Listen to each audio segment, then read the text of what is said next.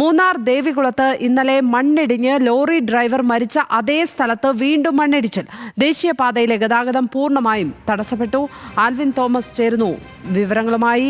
Alvin, ഇന്നലെ മണ്ണിടിഞ്ഞ അതേ സ്ഥലത്ത് വീണ്ടും മണ്ണിടിയുന്ന സാഹചര്യമാണ്. അപ്പോൾ അപകടകരമായ സ്ഥിതി നിലനിൽക്കുന്നു എന്ന് തന്നെയല്ലേ? എന്താണ് അധികൃതരിൽ നിന്ന് കിട്ടുന്ന വിവരങ്ങൾ?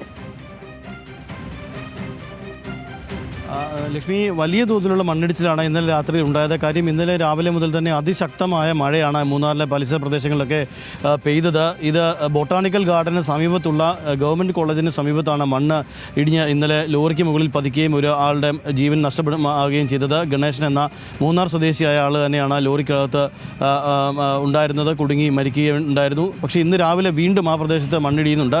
ഏതായാലും രാവിലെ മഴ ഏതാണ്ട് രാവിലെയോടുകൂടി മഴ പലയിടങ്ങളിൽ നിന്ന് കുറഞ്ഞിട്ടുണ്ട്. പക്ഷേ ഈ മണ്ണിടിച്ചിൽ പലയിടങ്ങളിലും ഇപ്പോഴും ദേശീയപാതയിൽ തുടരുന്നു എന്നുള്ളതാണ് ഏറ്റവും ശ്രദ്ധേയം. പ്രത്യേകിച്ച് ചീയപ്പാറ മുതൽ മൂന്നാർ വരെ എത്തുന്ന ഏതാണ്ട് നേരിമംഗലം കടന്നുള്ള പ്രദേശങ്ങളിലൊക്കെയും പലയിടങ്ങളിലും ചെറുതും വലുതുമായ വലിയ മണ്ണിടിച്ചിൽ ഉണ്ടാകുന്നുണ്ട് എന്നുള്ളതാണ് ഏറ്റവും ശ്രദ്ധേയം. ഈ മൂന്നാർ മേഖലയിലെ മണ്ണിടിച്ചിൽ എന്ന് പറയുന്നത് 2018 അവിടെ വലിയ തോതിൽ മണ്ണിടിച്ചിലുണ്ടായി. ഈ ഗവൺമെൻറ് കോളേജിൻ്റെ കെട്ടിടം പോലും തകർന്ന ഒരു സാഹചര്യം ഉണ്ടായത് നമുക്കറിയാവുന്ന. പിന്നീട് അത് മാറ്റി സ്ഥാപിക്കുകയൊക്കെ ചെയ്തിരുന്നു. ആ പ്രദേശത്ത് തന്നെയാണ് ഇന്നലെ രാത്രിയിലും വീണ്ടും മണ്ണിടിച്ചിൽ ഉണ്ടായിട്ടുള്ളത്. ഏതായാലും ജില്ലയിൽ ഇന്ന് യെല്ലോ അലേർട്ടാണ്.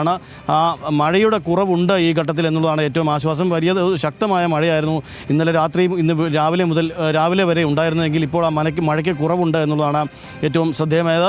ഏതായാലും ഈ ദേശീയപാതയിലെ മണ്ണ് നീക്കാൻ വലിയ പാറക്കെട്ട് ഉൾപ്പെടെയുള്ള മണ്ണാണ് വീണിരിക്കുന്നത്. അതുകൊണ്ട് തന്നെ ഈ പാറക്കെട്ടും അതോടൊപ്പം തന്നെ ഈ മണ്ണും നീക്കം ചെയ്യണമെങ്കിൽ സമയമെടുക്കും.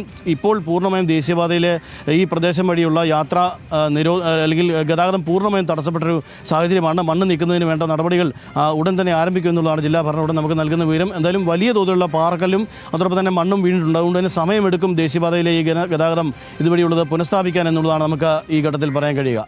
ലക്ഷ്മി.